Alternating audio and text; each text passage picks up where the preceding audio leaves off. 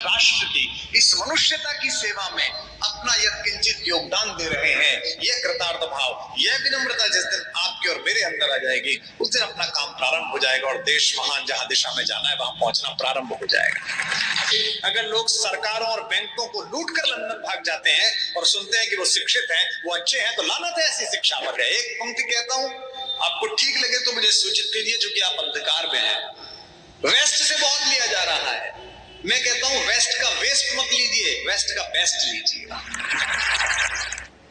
एक तेजस्वी अध्यापक क्या बना सकता है, यह भारत का इतिहास भी बताता है और विश्व का इतिहास भी बताता है। सिकंदर भारत की तरफ चला था तो कोई योद्धा नहीं चला था, महान गुरु अरस्तु की परंपरा चली थी। और जब वो आधी लड़ाई सिल्यूकस के हाथ में छोड़कर गया था, तो लड़ाई सिल्यूकस और चंद्रगुप्त के बीच नहीं थी, दो गुरुओं के बीच में थी। एक यूरोप का गुरु था जिसका नाम अरस्तु था, और एक भारत का गुरु था जिसका नाम कौटिल्य चाणक्य था, और इस लड़ाई में भारत का गुरु जीता था। विद्या देने के लिए आत्मदीप्ति चाहिए, विद्या देने के लिए आत्मविश्वास चाहिए जो मेरे पिता के पास है। 87 साल की आयु में आपकी अदालत का एपिसोड हो या आपके किसी कार्यक्रम की क्लिप हो, वो आज भी अधिकारपूर्ण तरीके से मुझे फोन करके बोल देते हैं, मूर्ख हो तो।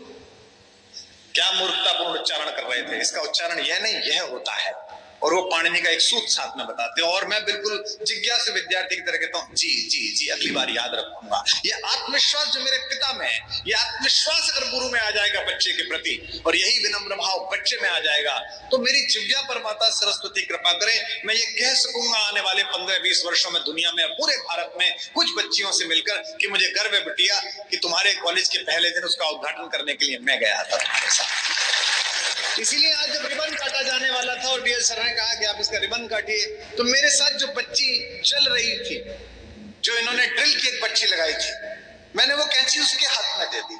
मैंने कहा बिटिया तुम काटो, तो जानता भी नहीं कौन बच्ची थी। मैंने कहा आप काटो, वो स्कूल की बच्ची है। क्योंकि एक छोटा सा उत्प्रेरण, एक छोटा सा कैटलिज्म बच्चे का जीवन बदल सकता है। और ये याद रखिए कि शिक्षा से नहीं कुछ होगा, विद्या से होगा, संस्कृति और परंपरा के ज्ञान से होगा। यहां सदन में प्रतिनिधित्व करने वाले स्वामी जी बैठे हैं, वे इस बात से भी सहमत होंगे, और मैं अपनी बात का अनुमोदन उनके माध्यम से चाहूंगा। शिक्षा से अगर सब कुछ ठीक होता, क्योंकि मैं तो भुक्तभोगी हूं, मैंने 2 लोगों के साथ काम किया। सामाजिक आंदोलन मैंने एक चौथी फेल आदमी के साथ किया, जो चौथी पास था केवल, महाराष्ट्र का रहने वाला। और राजनीति मैंने एक ऐसे आदमी के साथ की जो भारत की सर्वोच्च एजुकेशन लेकर आया हुआ था। और मैंने दोनों की सोच में अंतर देखा, दोनों की व्यवहार विधा में अंतर देखा। शिक्षा से नहीं होगा, विद्या से होगा। जो चेयरमैन साहब ने कहा कि हमारा अंतिम लक्ष्य ये रहना चाहिए कि हम राष्ट्र की इस मनुष्यता की सेवा में अपना यह किंचित योगदान दे रहे हैं, यह कृतार्थ भाव, यह विनम्रता जिस दिन आपके और मेरे अंदर आ जाएगी, उस दिन अपना काम प्रारंभ हो जाएगा और देश महान जहां दिशा में जाना है वहां पहुंचना प्रारंभ हो जाएगा। तो यहाँ जो मेरी बहनें बैठी हैं, जो कल से इस महाविद्यालय में, इस विद्यालय में अभी से जो शिक्षा का काम दे रही हैं, मैं उनसे ये निवेदन करना चाह रहा हूं, अपने वेतनमान से अपने अस्तित्व की तुलना कभी मत करना। तुम्हारा वेतनमान केवल तुम्हारे जीवन यापन के लिए, तुम्हारा वेतनमान तुम्हारी तेजस्विता की रक्षा करने के लिए, लेकिन जो तुम्हें काम मिला है वो इस सदन में बैठे बड़े बड़े लोगों को नहीं मिला है। तुम्हें काम मिला है कि एक छोटी सी दीप शिखा को तुम ज्वाला बना सकती हो जो पूरे विश्व में प्रकाश फैलाए। तुम्हें काम मिला है कि तुम एक बच्ची के माध्यम से 2 घरों में वो उजाला फैला सकती हो जहां तपस्वी पैदा हो, जहां एपीजे अब्दुल कलाम पैदा हो, जहां बड़े बड़े विश्व नागरिक पैदा हो। अक्सर क्योंकि मैंने पढ़ाया भी है और मेरा शिक्षा परिवार है, मेरे पिताजी प्रोफेसर रहे, मेरे घर में अभी भी हम 5 भाई बहनों में केवल मैं और एक मेरा इंजीनियर भाई, चलो मैं तो पहले भी शिक्षक था, केवल एक ही व्यक्ति बाहर है, बाकी 9 के 9 लोग शिक्षा में, कोई वाइस चांसलर है, कोई विश्वविद्यालय में आचार्य अध्यक्ष है, कोई कुछ पढ़ाता है। तो मैंने इस पूरी प्रक्रिया को पास से देखा है, बहुत पास से अनुभव किया है। अध्यापकों से भी, प्रबंधकों से भी अनुरोध है, और खासतौर पर माता पिताओं से अनुरोध है कि वे देखिए, आपके घर में जो पालतू कुत्ता है ना, हमारे दिल्ली में, नोएडा में, गुड़गांव में, उसको दिन भर छोड़कर जाने के लिए कुत्तों के बोर्डिंग बनाए गए, या cat parents, dog parents enlisted है कि मुझको कुत्तों का शौक है तो मुझको कॉल किया जाएगा कि आप मेरा शिट्जू एक दिन के लिए रख सकते हैं क्या। एक कुत्ते को छोड़ने तक के लिए लोग प्रोफाइल चेक करते हैं। एक जीते जागते मनुष्य को, अपने जिगर के टुकड़े को, अपनी आत्मा के अंश को, अपने अवतंश को, अपनी बिटिया को किसी ने आपके हाथ में सौंप दिया है, अगर अपनी बिटिया से ज्यादा इसे प्यार नहीं दिया, दुलार नहीं दिया, तो आपका अध्यापक होना बेकार है।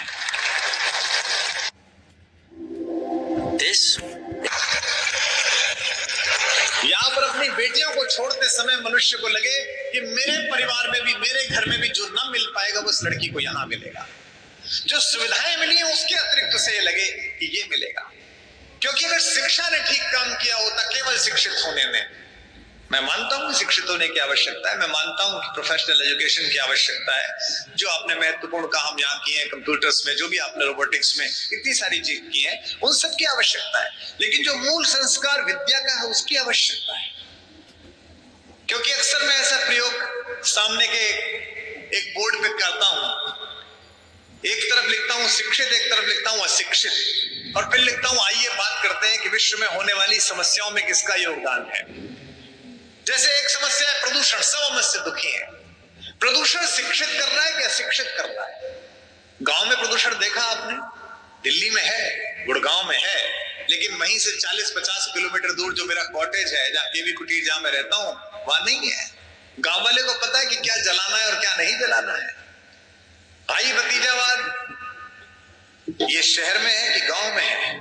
मैं तो उस गांव से आया हूं जहां गांव की किसी भी जात की लड़की अगर दूसरे गांव में ब्याही भर गई है तो मेरे बाबा उस दूसरे गांव का खाना नहीं खाते थे कि अपने गांव की बेटी ब्याही गई है। ये हमारे गांवों की परंपरा रही है। तो भाई भतीजावाद शहर में ज्यादा है कि गांव में ज्यादा है? भ्रष्टाचार शिक्षा के कारण है या शिक्षा के कारण है? शिक्षित आदमी ने बताया कि भ्रष्टाचार कैसे होगा, अशिक्षित तो नहीं बताया। इसका मतलब क्या है? गांव का आदमी शिक्षित नहीं है लेकिन विद्या संपन्न है। उसे पता है कि लोभ है इससे दूर रहना है, उसे पता है कि लालच है इससे दूर रहना है, उसे पता है कि अनाचार है इससे बचना है। हम उस परंपरा में पैदा हुए जिस गांव को हम आजकल डिस्कार्ड करते हैं, जहां विदा होने से पहले यहाँ सीनियर सिटीजन्स बैठे हैं, बड़े लोग बैठे हैं, 70 पार करने वाले लोग बैठे हैं। गांव का बूढ़ा मरता था तो अपने चारों बेटों, तीनों बेटों को बुला के बोलता था फुसफुसाते हुए स्वर में कान में कि फला रिश्तेदार के 300 रुपए बकाया है, उसके इतने रुपए बकाया है, बेटा ये दे देना। यानी कि किसी का 1 रुपया हमारे पास डला जाए पृथ्वी छोड़ते समय। इस संकल्पना के देश में अगर लोग सरकारों और बैंकों को लूट कर लंदन भाग जाते हैं और सुनते हैं कि वो शिक्षित हैं, वो अच्छे हैं, तो लानत है ऐसी शिक्षा पर। फिर उन्हें किसने सिखाया? इसलिए बीएल साहब ये सब आप बहुत अच्छा कर रहे हैं, इसके साथ एक छोटा काम और करिएगा। शायद स्कूल एजुकेशन में यहाँ है या नहीं है, नहीं हो तो आप लागू करा लीजिए। यहाँ नैतिक शिक्षा की व्यवस्था कराइए, बच्चियों को पता चले कि नैतिकता की परिभाषा क्या है। मैं रूढ़िवादी नहीं हूं, मैं किसी वेशभूषा से नैतिकता का निर्धारण नहीं करता हूं और ऐसा करना भी नहीं चाहिए। लेकिन हाँ, इस संस्कृति के इस जो आर्ष तत्व इसमें है, जो इसकी संजीवनी शक्तियां इसमें हैं, वो कैसे हम अपनी बेटियों में निरूपित करें और उससे भारत का भविष्य अच्छा हो सके, विश्व मानवता का भविष्य अच्छा हो सके, ये हमें पता चले। क्योंकि उदारता के नाम पर, उदारीकरण के नाम पर, ग्लोबलाइजेशन के नाम पर, सीमाएं बड़ी करने के नाम पर जो जो पहुंचा है हमारे देश में, वो सब वो है जो डिस्कार्डेड है। एक पंक्ति कहता हूं, आपको ठीक लगे तो मुझे सूचित कीजिए, जो कि आप अंधकार में हैं। वेस्ट से बहुत लिया जा रहा है, मैं कहता हूं वेस्ट का वेस्ट मत लीजिए, वेस्ट का बेस्ट लीजिएगा। हमारे पास सब वेस्ट का वेस्ट है। वो पैक फूड खा रहे हैं तो हम भी पैक फूड खा रहे हैं। उनके हर सीरियल में उनकी कोई फिल्म देख लीजिए, हॉलीवुड की दुनिया की कोई फिल्म देख लीजिए, दिन हो कि शाम हो, परिवार के छोटे बड़े हाथ में एक वाइन का गिलास, एक विस्की का गिलास ये घूमते रहते हैं। भाई वो इसलिए घूमते रहते हैं कि वह जाड़ा पड़ता है। स्पेन में, बेल्जियम में -7 -8 है। यूरोप के कुछ हिस्सों में चले जाइए, क्या बुरा हाल है। लेनिनग्राड चले जाइए, क्या बुरा हाल है। शराब के बिना जीवन नहीं है। यहां तो तुम 48 डिग्री में रह रहे हो और तुमने यही सीख लिया है। पानी नहीं था वहां पर तो वो टिश्यू पेपर लिया है, नहाने में भी, खाने में भी, जाने में भी। यहां तो पानी पानी। उसके बाद एक आइसक्रीम खाती है 2 लड़कियां, 25 टिश्यू पेपर खटखट खटखट खट। सामने वॉश बेसिन लगा हुआ है, हाथ नहीं धो सकते हैं आप, क्योंकि हमको आदत पड़ गई है कि साहब जो करता था वो हमको करना है। और साहब देश में आया था मालिक बनकर, कोड़े फटकारता हुआ चला गया, लेकिन उसकी मानसिकता बच गई है। मुझे अच्छा लगेगा कि अगली बार जब यहाँ कार्यक्रम हो तो यहाँ का प्राथमिक संचालन मातृभाषा हिंदी में हो और हमारी कोई बेटियां करे, हमारे कॉलेज की पढ़ी हुई की लड़की करे। अंग्रेजी कौन सी ऐसी भाषा है, कौन सी महान भाषा है जी 26 वर्ड अक्षरों की? मैंने भी सीखी है, ग्रेजुएशन में मैंने विश्वविद्यालय टॉप किया अंग्रेजी में, लेकिन मैं हिंदी का विद्यार्थी हूं और इसलिए प्रेम नहीं करता कि इस भाषा ने मुझे मान दिया, सम्मान दिया, मेरे परिवार पर जो भी लक्ष्मी की हेतु कृपा आई इस भाषा की वजह से आई। इसलिए प्रेम करता हूं कि ये मेरी मातृ जबान है, ये मेरी मातृभाषा है। अंग्रेजी अच्छी है लेकिन हिंदी से बेहतर नहीं हो सकती। वहीदा रहमान कितनी भी खूबसूरत हो, मेरी मां से सुंदर नहीं हो सकती। वो दुनिया की सबसे सुंदर स्त्री है और ये मेरी जबान है। और इसमें विशेष रूप से शेखावाटी के लोगों, राजस्थानी लोगों का तो बहुत आभार व्यक्त करता हूँ। आपने तो हम जैसे लोगों को, जो उत्तर प्रदेश के लोग हैं जो मिक्स वेजिटेरियन हो चुके हैं इस समय, पता नहीं कौन कौन सी संस्कृति आके मिल गई है, हमें पता ही नहीं है। आप लोगों ने हमें सिखाया कि भाषा से प्रेम कैसे किया जाता है। मैं दुनिया के किसी भी हिस्से में उतरता हूँ, जॉन एफ कैनेडी उतरता हूँ न्यूयॉर्क, हीथ्रो उतरता हूँ लंदन, या चांगी उतरता हूँ सिंगापुर, कहाँ उतरता हूँ, 5 जो लेने वाले आते हैं आयोजन, उनमें से 2 जरूर पूछते हैं थे गटी का ओची। हाय, क्या आप आयुर्वेदिक स्किन केयर प्रोडक्ट्स बनाने के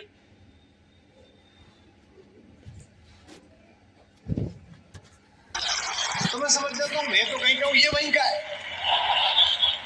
बच्चा क्या कहता है?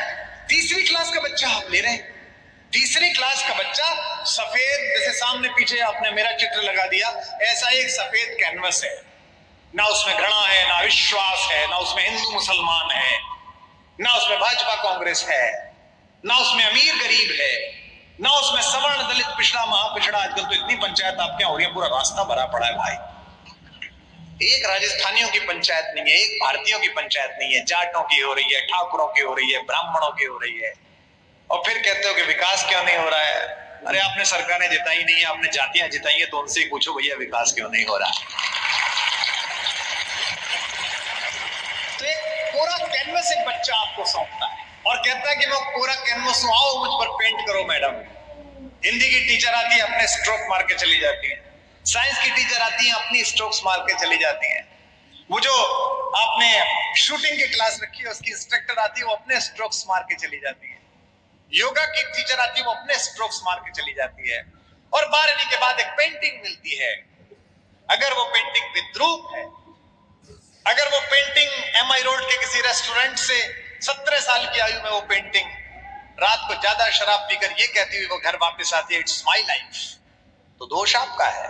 लेकिन अगर वो पेंटिंग पूरी दुनिया में ओलंपियाड जीतने के बाद, ओलंपिक जीतने के बाद तिरंगा लहरवाती है, तो उसका पारितोषिक भी आपका है, उसका सम्मान भी आपका है। वो केवल माध्यम है। आप सोचिए कि आप कौन है। जितने गुरु बैठी हैं, जितनी महिलाएं बैठी हैं पढ़ाने वाली, सोचिए कि आपको कितना बड़ा काम मिला है। और बुरा मत मानिएगा, मैं ये नहीं कर रहा हूं कि ताकि आपका मनोबल बढ़े, मैं आपको सिर्फ ये अनुभव कराने के लिए कह रहा हूं।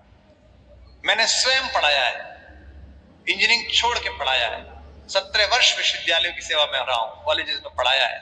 मेरे पिताजी ने पढ़ाया है, उनके बचपन के साथ ही डॉक्टर थे, डॉक्टर्स के प्रति बहुत सम्मान है। वे लोगों के तात्कालिक दुख और रोग का निवारण करते हैं। और मेरे पिताजी और वो दोनों साथ में शाम को चाय पीते थे और रोज मेरे पिताजी उनको छेड़ते थे, अबे तेरी क्या जिंदगी है, जो आता है मरता करता आता है, मर गया डॉक्टर साहब, बचा लो डॉक्टर साहब, निबट गया डॉक्टर साहब। एक मुझे देख, 58 साल का हो गया हूँ, कैंपस में जाता हूँ तो जिंदगी के सबसे खूबसूरत दौर में मुस्कुराते हुए लड़के लड़कियां सामने आते हैं, सर नमस्कार, गुरुजी नमस्कार, प्रणाम करते हुए सदा खूबसूरती के साथ रहता हूँ, जिंदगी के साथ रहता हूँ। कितनी महिलाएं यहाँ बैठी हैं पढ़ाने वाली, हमारी अध्यापिकाएं 48 की हो जाएंगी, 50 की हो जाएंगी, 55 की हो जाएंगी, लेकिन कितना बड़ा सौभाग्य है कि बचपन आपके साथ सदा रहेगा, आपके सम्मुख रहेगा, आपके सामने रहेगा। इस परिसर की दीप्ति तभी बढ़ सकती है जब बीएल साहब और इनके दोनों बेटे कस्टोडियन हो जाएं, और इसके नियामक अध्यापक हो जाए। अध्यापक तय करें कि कैसे चलना है, अध्यापक तय करें कि कैसे हो, उस दिन से इसकी दीप्ति बढ़नी प्रारंभ हो जाएगी। यहां बैठे हुए जो अभिभावक हैं उनसे भी अनुरोध है, बच्चों को वायरस से बचाइए। कोरोना का टीका तो हमारे वैज्ञानिकों ने बना लिया, लेकिन बच्चों की आत्मा को जो खुराक मिल रही है, उनके मन और मस्तिष्क को जो खुराक मिल रही है, उसका टीका तो आप ही लगा सकते हैं। अपने सुख में, अपने आनंद में, अपने निजी स्पेस में इतने व्यस्त मत हो जाइएगा कि आप ये भी ना देख पाए कि ये क्या पढ़ रहे हैं, क्या सुन रहे हैं, क्या इनके मस्तिष्क होता है, कैसा कैसा जहर घुला है। 17,000 रुपए का ओप्पो मोबाइल खरीद के पिताजी दे देते हैं और सुबह व्हाट्सएप विश्वविद्यालय की पोपो शुरू हो जाती है। नेहरू को गाली, गांधी को गाली, सावरकर को गाली, ये कोर्स में था आपके। उनकी अपनी मर्यादा थी, उनकी अपनी सीमा थी, वो इस रथ को यहां तक लेकर आए, आपको इसे आगे लेकर जाना है। 75 वर्ष में देश जहां आया है, इसमें सबका योगदान है। इतिहास की पुनर्व्याख्या इतिहास के प्रोफेसर कर लेंगे। इतिहास की पुनर्व्याख्या के लिए विश्वविद्यालयों में बनाए गए डिपार्टमेंट, पीएचडी होती है, डॉक्टरेट होती है, उनके लिए वो काम है। ये काम समाज के नियंताओं का नहीं है, ये काम राजनीति का नहीं है, ये सरकारों का नहीं है। सरकारों का काम है कि हमने जो उनपे टैक्स देकर, मत देकर विश्वास व्यक्त किया है, उसको ठीक से वो आखिरी आदमी तक पहुंचा दें, उसके सुख के लिए तैयारियां करें। ये उसका काम है, स्वास्थ्य उसका काम है। मैं आपको बधाई दूंगा इस कारण नहीं कि आप यहाँ बैठे हैं, कि आपके मुख्यमंत्री ने ये बात सोची कि कैसे नागरिक को कम से कम स्वास्थ्य का मौलिक अधिकार तो मिले, उसका स्वास्थ्य तो ठीक रहे, यहां तक तो बात पहुंचे। तो जितनी बेटियां बैठी हैं, इनके माँ बाप से भी अनुरोध है कि इनके भोजन, शारीरिक भोजन पर तो ध्यान दीजिए कि क्या खा रही है ये, इनके मस्तिष्क में क्या जा रहा है इस पर ध्यान दीजिए, ये देख क्या रही है। मैं मानता हूं कि आप उसमें फिल्टर नहीं लगा सकते, पर अगर आपने इनके मस्तिष्क में विवेक का फिल्टर लगा दिया तो जो भी छन के जाएगा ठीक छन के जाएगा। जो दुनिया भर से उतर रहा है उस पर आप फिल्टर नहीं लगा सकते, बट आपने इतना सिखा दिया कि ये सुनना है, ये अपना है, ये नहीं सुनना है, ये ठीक नहीं है, तो फिर जो भी आएगा इन तक अच्छा पहुंचेगा। एक बात मैं आपसे और कहना चाहूंगा कि लोग कहते हैं भारत क्या है, भारत लाल किला है, भारत ताजमहल है, भारत विधानसभा है, भारत नई संसद की बिल्डिंग है। नहीं, 1/140 करोड़ भारत में हूं, 1/140 करोड़ भारत आप हो। मैं अच्छा कवि बन जाऊं, आप अच्छे अध्यापक बन जाएं, हमारे हिस्से का हिंदुस्तान बनना शुरू हो जाएगा। हमें किसी की प्रतीक्षा नहीं करनी है उस भारत के निर्माण में। तो जितने भी अभिभावक हैं और जितने भी अध्यापक हैं, उन दोनों से यही कहना है कि आपको सुयोग मिला है। बाजार में साहब ने मेहनत करके, श्रम पूर्वक आपके लिए सुयोग उपस्थित किया है कि अब आप करके दिखा सकते हैं। एक पेंटर की क्या चिंता है, एक कवि की क्या चिंता है। हमसे पूछिए, जब अंदर से गीत बलबलाता है और कोई लिखने की चीज ना हो। ये तो फिर भी मोबाइल आ गया है कि हवाई जहाज में बैठ के मोबाइल के ड्राफ्ट में जाके कविता लिख लेते हैं। एक जमाना था जब मोबाइल नहीं था, उस समय कागज के लिए परेशान हो जाते थे, पेन के लिए किसी से भी मांग लेते थे। आपको शायद पता हो कि दुनिया का इतना मशहूर गाना जो अभी बाहर बच्चे बजा रहे थे अपने बैंड में, मेरे वतन के लोगों, जो लता दीदी ने गाया था, वो महाकवि प्रदीप ने एक व्यक्ति से सिगरेट के खाली खोखे को मांगकर उसके पीछे लिखा। जिस एक गीत ने लाखों करोड़ों लोगों को इस देश से प्रेम करने की और इस पर फिदा हो जाने की, इसके प्रति कृतज्ञ हो जाने की प्रेरणा दी है, वो बंबई की एक चाल के बाहर से निकलते हुए एक कवि ने एक आदमी से सिगरेट का खाली डिब्बा लेकर उसके ऊपर लिखा। तो ये जो प्रसन्न की पीड़ा है कि कला कैसे बाहर निकले, चित्र कैसे बाहर निकले, बांसुरी का स्वर कैसे बाहर निकले, मेरे मुंह से कविता कैसे बाहर निकले, इस प्रसव पीड़ा को अगर ठीक आयोजन मिल जाए, ठीक कागज मिल जाए, ठीक पूंजी मिल जाए, ठीक रंग मिल जाए, तो चित्रकार खिल जाता है। मैं जानता हूं कि बहुत लोग आप पर हंसे होंगे, बहुत सारे लोगों ने आपकी मजाक उड़ाई, बहुत सारे लोगों ने आपके संकल्पों में संशय पैदा किया होगा। जब महामना मदन मोहन मालवीय काशी विश्वविद्यालय की संरचना के लिए उद्यत, तो उस जमाने में वो इतने बड़े लॉयर थे कि 1100 चांदी के सिक्के एक दिन की हियरिंग के लेते थे। और उनके पिताजी ने कहा कि ये कैसे करोगे? मालवीय जी ने कहा, मैं गांव से आया था तो आपने मुझे कुछ दिया था? बोले नहीं,